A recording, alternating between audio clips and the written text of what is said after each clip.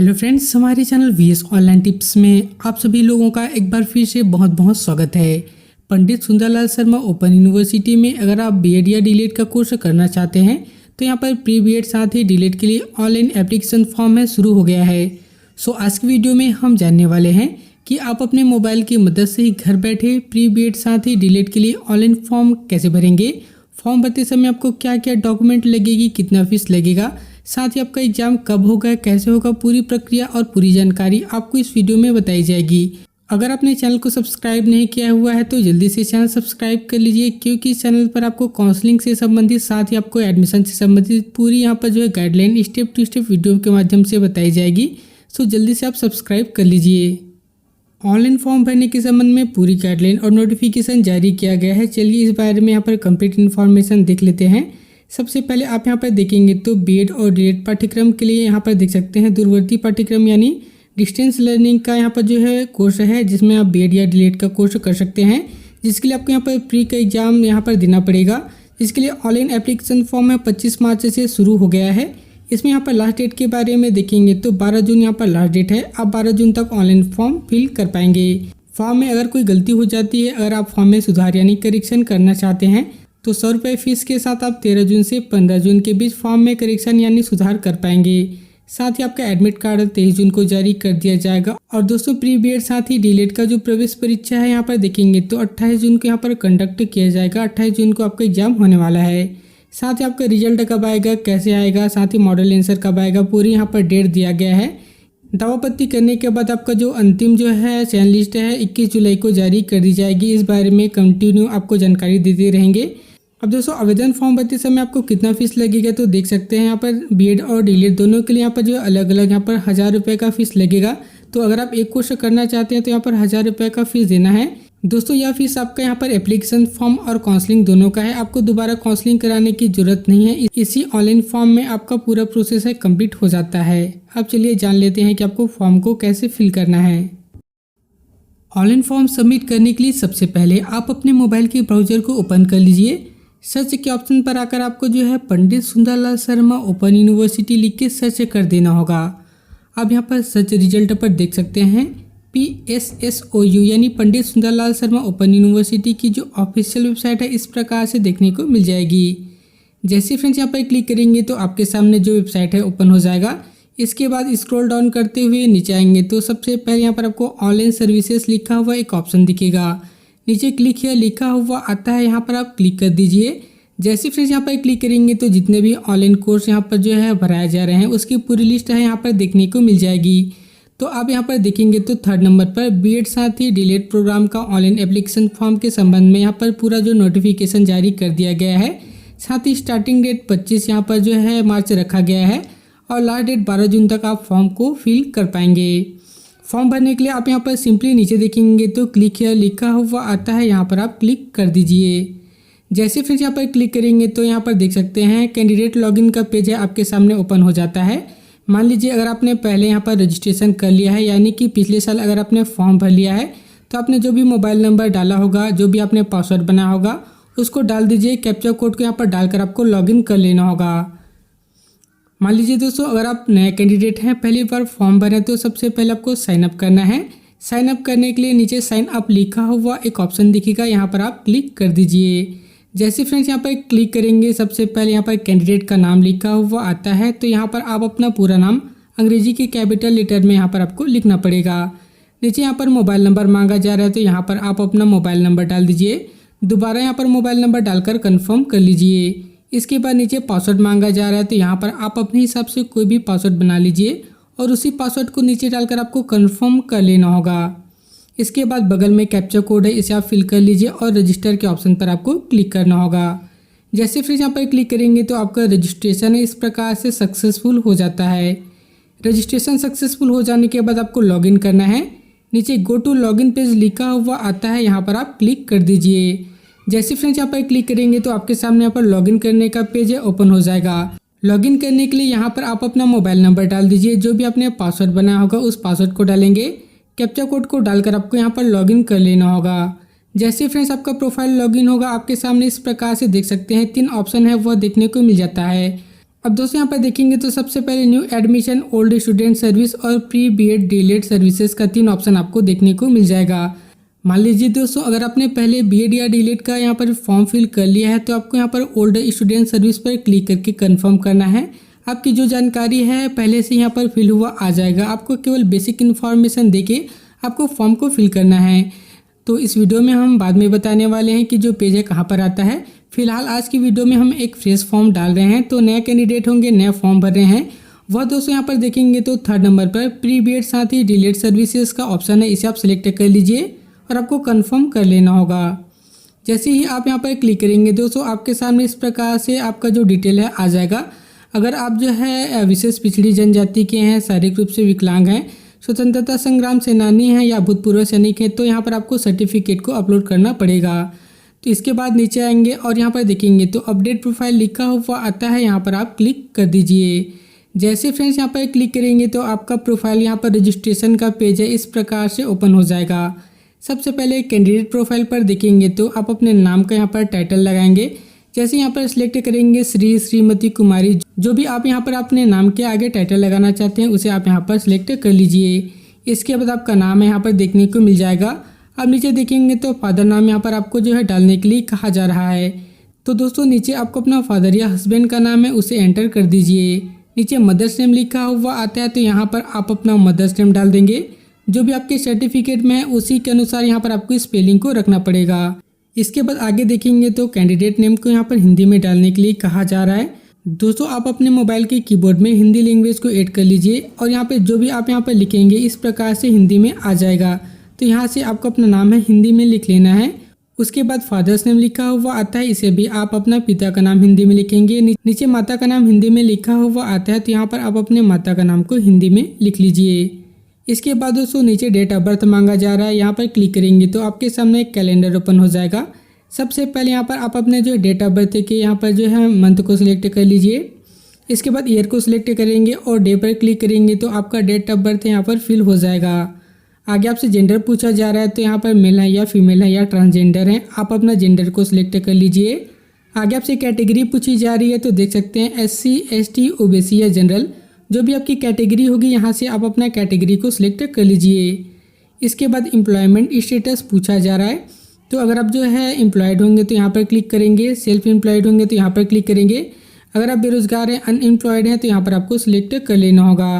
दोस्तों आगे पूछा जा रहा है कि क्या आप जो विशेष पिछड़ी जनजाति से आते हैं, तो अगर आप विशेष पिछड़ी जनजाति से आते होंगे तो यहाँ पर आपको यस पर क्लिक करना है, अदरवाइज यहाँ पर आपको नो पर क्लिक करना होगा। आगे आपके मैरिटल स्टेटस यानी वैवाहिक स्थिति पूछी जा रही है तो अगर आप मैरिड हैं तो मैरिड पर क्लिक करेंगे, अनमैरिड हैं तो अनमैरिड पर यहाँ पर सिलेक्ट कर लेना होगा। एरिया पूछा जा रहा है तो अगर शहरी हैं या ग्रामीण हैं उसे आप सिलेक्ट कर लीजिए। राष्ट्रीयता पूछा जा रहा है, अगर आप इंडियन हैं तो यहाँ पर आपको इंडियन सिलेक्ट कर लेना होगा। आगे आपसे रिलीजन यानी धर्म पूछा जा रहा है, हिंदू, मुस्लिम, सिख, जो भी आपकी धर्म होगी उसे आप सिलेक्ट करेंगे।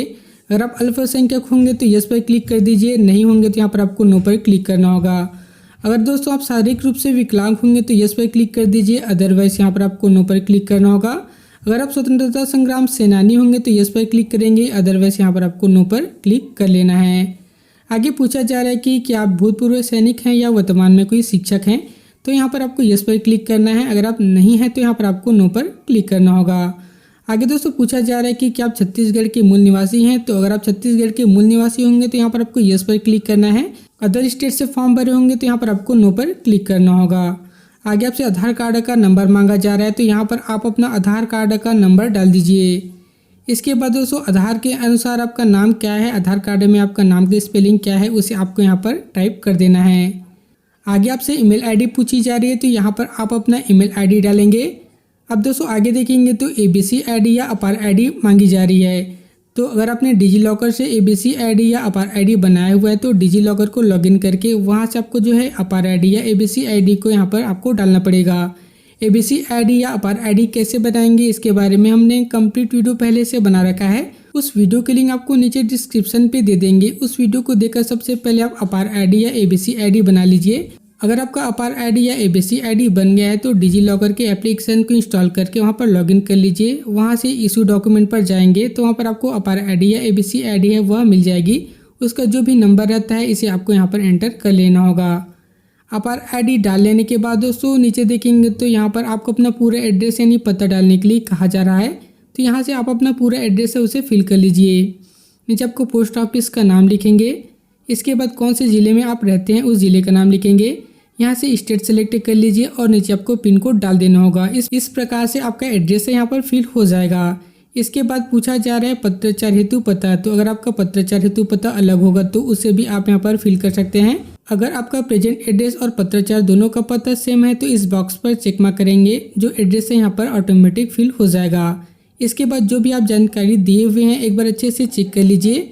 इसके बाद नीचे अपडेट लिखा हुआ आता है, यहाँ पर आप क्लिक कर दीजिए। जैसे फ्रेंड्स आप अपडेट के ऑप्शन पर क्लिक करेंगे आपका देख सकते हैं प्रोफाइल का अपडेशन है सक्सेसफुल हो जाएगा। इसके बाद आपके सामने देखेंगे तो नया पेज ओपन हो जाता है। अब स्क्रॉल करके नीचे आएंगे तो यहाँ पर आपको अपना फोटो और सिग्नेचर को अपलोड करने के लिए कहा जा रहा है। सबसे पहले आप अपना फोटो को अपलोड करेंगे। चूज फोटोग्राफ लिखा हुआ आता है, यहाँ पर क्लिक कर दीजिए। आप अपने जो है गैलरी या जिस फाइल में फ़ोटो रखे हुए हैं उस फाइल में जाकर आप अपने फ़ोटो को यहाँ पर सिलेक्ट कर लीजिए। यहाँ से आप अपना फ़ोटो को एडजस्ट भी कर सकते हैं। फ़ोटो एडजस्ट हो जाने के बाद यहाँ पर सिलेक्ट करेंगे और दोस्तों यहाँ पर देखेंगे तो अपलोड लिखा हुआ आता है, यहाँ पर क्लिक कर दीजिए। आपका फोटोग्राफ से इस प्रकार से सक्सेसफुल अपलोड हो जाएगा। इसके बाद यहाँ पर देखेंगे तो सिग्नेचर को अपलोड करने के लिए कहा जा रहा है। चूज सिग्नेचर पर क्लिक करेंगे। फाइल में जाकर यहाँ पर सिग्नेचर को सिलेक्ट करेंगे, एडजस्ट करके अपलोड कर दीजिए। आपका सिग्नेचर है आसानी से अपलोड हो जाएगा। फोटो सिग्नेचर सेलेक्ट हो जाने के बाद स्क्रॉल करके पेज पर नीचे आएंगे तो देखेंगे तो यहाँ पर कोर्स सेलेक्ट करने के लिए कहा जा रहा है।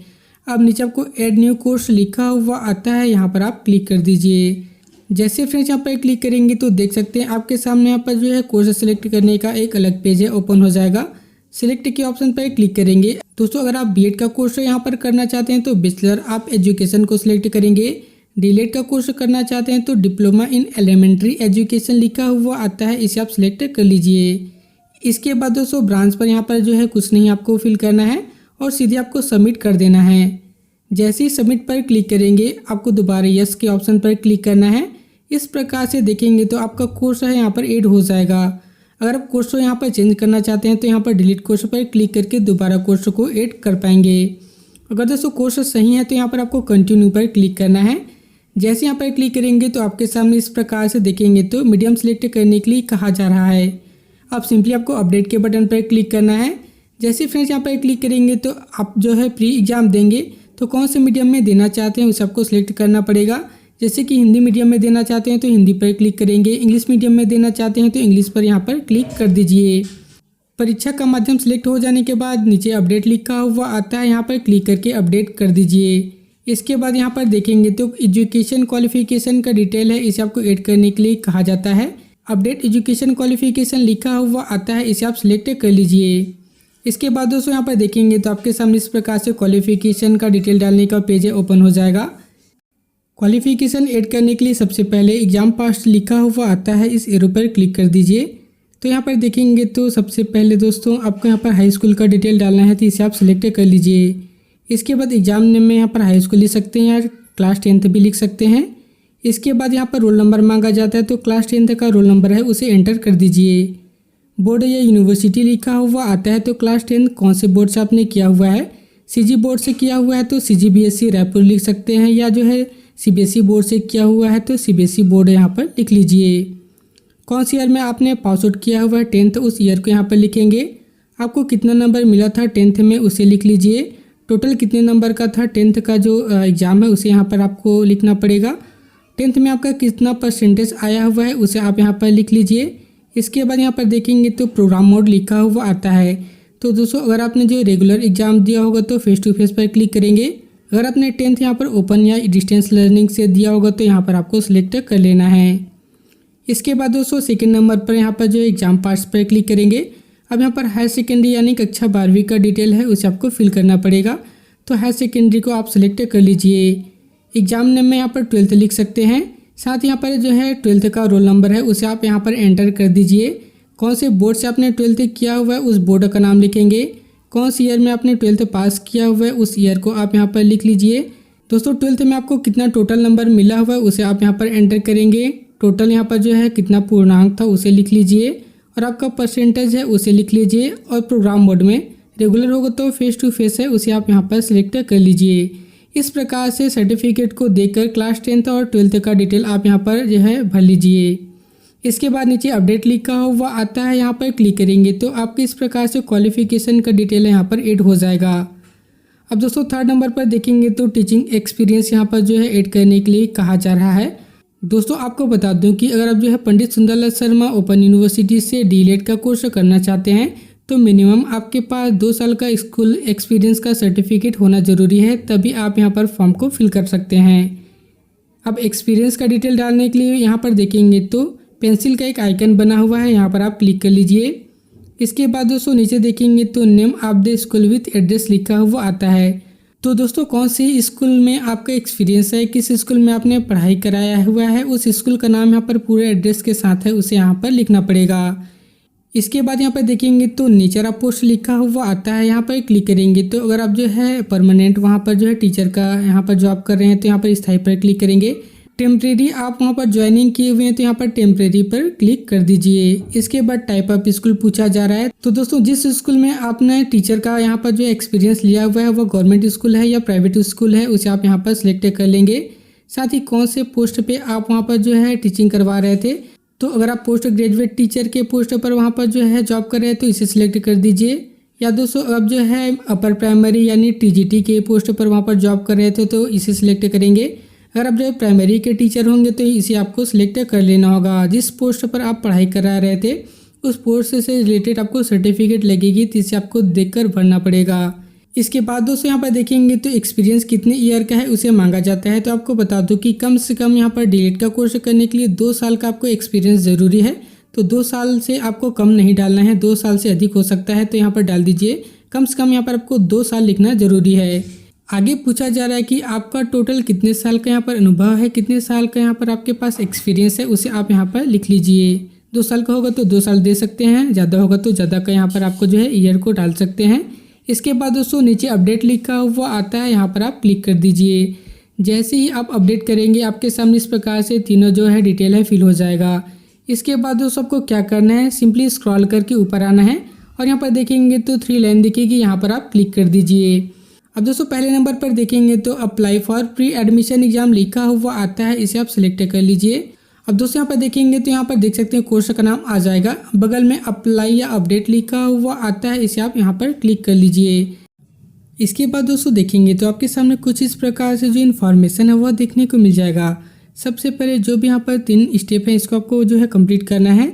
सबसे पहले आपको एप्लीकेशन क्रिएट करने के लिए बगल में क्लिक हियर लिखा हुआ आता है, यहाँ पर क्लिक कर दीजिए।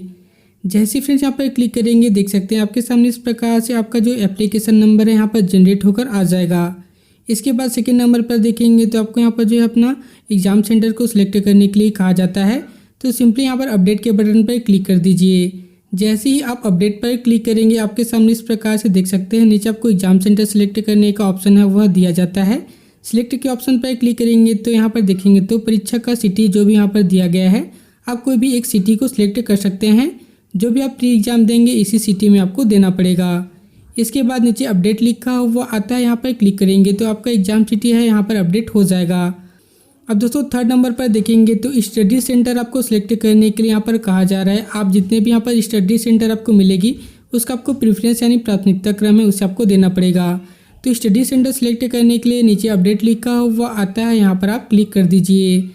जैसे फ्रेंड्स यहाँ पर क्लिक करेंगे तो देख सकते हैं यहाँ पर जो है स्टडी सेंटर का पूरा लिस्ट आ जाएगा। अवेलेबल सेंटर लिखा हुआ आता है, यहाँ पर क्लिक करेंगे तो यहाँ पर जितने भी डीएलएड के लिए स्टडी सेंटर बनाए गए हैं सभी की यहाँ पर लिस्ट आ जाएगी। सबको जिस स्टडी सेंटर को पहले प्राथमिकता क्रम में रखना है उस स्टडी सेंटर को पहले सिलेक्ट कर लीजिए और यहाँ पर एरो के बटन पर क्लिक करेंगे तो नीचे आपका जो प्रेफरेंस का ऑर्डर है यहाँ पर सिलेक्ट होकर आ जाएगा। तो दोस्तों जो स्टडी सेंटर आपको पहले चाहिए तो उसे आपको पहले सेलेक्ट करना पड़ेगा। इसी प्रकार से बारी बारी जितने भी स्टडी सेंटर है आप यहाँ पर ऐड कर लीजिए। आप चाहें तो सभी स्टडी सेंटर को एक ही बार इस प्रकार से मार्क करके भी ऐड कर सकते हैं। स्टडी सेंटर यहाँ पर सिलेक्ट हो जाने के बाद दोस्तों यहाँ पर क्लिक करेंगे तो प्रेफरेंस का ऑर्डर भी देख सकते हैं। अगर आप अपने प्रेफरेंस के ऑर्डर में चेंज करना चाहते हैं तो देख सकते हैं एरो के बटन पर क्लिक करके आप अपने प्रेफरेंस के ऑर्डर को यहाँ पर अप या डाउन भी कर पाएंगे। इस प्रकार से आप अच्छे से प्रेफरेंस के ऑर्डर को यहाँ पर सेट कर लेने के बाद दोस्तों नीचे आपको यहाँ पर देखेंगे तो अपडेट प्रेफरेंस लिखा हुआ आता है, यहाँ पर क्लिक करके ओके कर दीजिए। जैसे फ्रेंड्स यहाँ पर क्लिक करेंगे तो देख सकते हैं आपका यहाँ पर जो अपडेट है सक्सेसफुल हो जाएगा। इसके बाद यहाँ पर देखेंगे तो आपने जो भी स्टडी सेंटर सिलेक्ट किया हुआ है उसका प्राथमिकता क्रम यानी प्रेफरेंस का ऑर्डर है इस प्रकार से देखने को मिल जाएगा। तो दोस्तों जो भी आपकी रैंक आएगी, जो भी आपका नंबर आएगा, उसी के अकॉर्डिंग आपको यहाँ पर इसी ऑर्डर के अनुसार आपको जो है कॉलेज अलॉट किया जाता है। तो इस प्रेफरेंस को आपको बड़े ध्यान से फिल करना है। प्रेफरेंस सिलेक्ट हो जाने के बाद दोस्तों यहाँ पर देखेंगे तो बगल में बैक का बटन है, यहाँ पर आप क्लिक कर दीजिए। जैसे यहाँ पर क्लिक करेंगे और यहाँ पर नीचे आएंगे तो आपके सामने व्यू एप्लीकेशन लिखा हुआ एक ऑप्शन दिखेगा, यहाँ पर आप क्लिक कर लीजिए। जैसे फ्रेंड्स यहाँ पर क्लिक करेंगे तो आपका एप्लीकेशन फॉर्म है इस प्रकार से देखने को मिल जाएगा। आपको यहाँ पर जो भी इन्फॉर्मेशन दिए हैं सारे इन्फॉर्मेशन आपको अच्छे से चेक कर लेना होगा। अगर कोई गलती होती है तो बैक के बटन पर क्लिक करके प्रोफाइल में जाकर आप अपने जो है डिटेल को यहाँ पर सुधार कर सकते हैं, करेक्शन कर पाएंगे। दोस्तों यहाँ पर पेमेंट हो जाने के बाद आप करेक्शन नहीं कर पाएंगे। अगर आप करेक्शन करेंगे तो आपको 100 रुपये का फीस लगेगा। इसीलिए जो भी आप यहाँ पर जानकारी दिए हुए हैं एक बार अच्छे से चेक कर लीजिए। अगर सारी जानकारी सही है तो नीचे यहाँ पर देखेंगे तो 1000 रुपये का आपको यहाँ पर जो है पेमेंट करना है, जिसमें आपका एग्जाम फीस और यहाँ पर काउंसलिंग फीस दोनों को यहाँ पर ऐड है। तो यहाँ पर टोटल आपको 1000 रुपये पेमेंट करना पड़ेगा। दोस्तों पेमेंट करने के लिए पे फी ऑनलाइन लिखा हुआ आता है, यहाँ पर क्लिक कर दीजिए। यस कंटिन्यू फॉर पेमेंट लिखा हुआ आता है, यहाँ पर क्लिक करेंगे। ओके करेंगे तो आपके सामने इस प्रकार से आपका पेमेंट गेटवे है ओपन हो जाएगा।